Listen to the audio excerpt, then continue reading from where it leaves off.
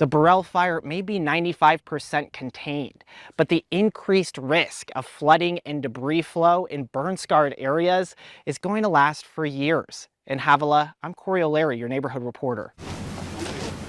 The real indicator is when you're walking and your boots melt into the ash and you just don't even feel anything firm underneath your feet.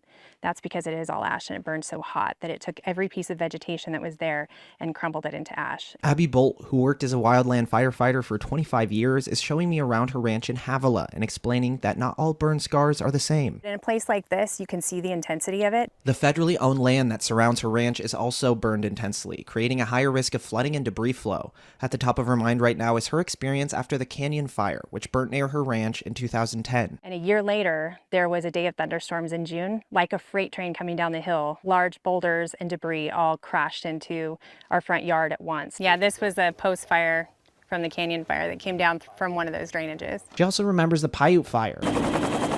This video shows the intense flooding and debris flows that resulted in the Kern River Valley due to burn scar land. She says this is a risk the B.A.E.R fire presents to the entire valley. Not only in the fire area where people have already lost their homes, but it's also going to hit Lake Isabella just as hard as it did before, but even worse.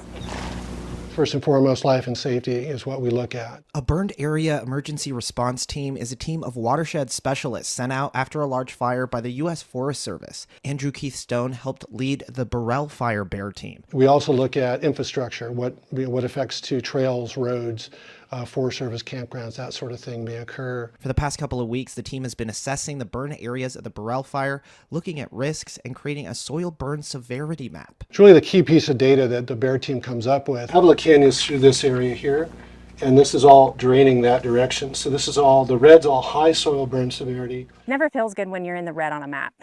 The hills above Havilah Canyon were burnt intensely, and that's around where Bolt's ranch is. The bottom of that canyon is Caliente Bodfish Road, where many residences are located. We next move into a risk evaluation phase, and that's when we would prescribe a treatment for it. And treatments can range from something as simple as just natural recovery of an area, to administrative closures of a campground to keep the public safe from flooding or debris flow, to site treatments. The B.A.E.R team can recommend these treatments, but it's up to government agencies like the Bureau of Land Management, the Forest Service, and Kern County to follow through. You never know when a fire is going to hit or where it's going to hit. We know exactly where these floods are going to hit. The increased risk of flooding and debris flows in these areas lasts for years. And Bolt says it's really important to be proactive in preventing these types of disasters. But landowners can only do so much. They need help from these government agencies. We can't let them forget the importance of this, but the work that's going to have to go on this fire scar is years and years down the road. Corey O'Leary, 23 ABC News.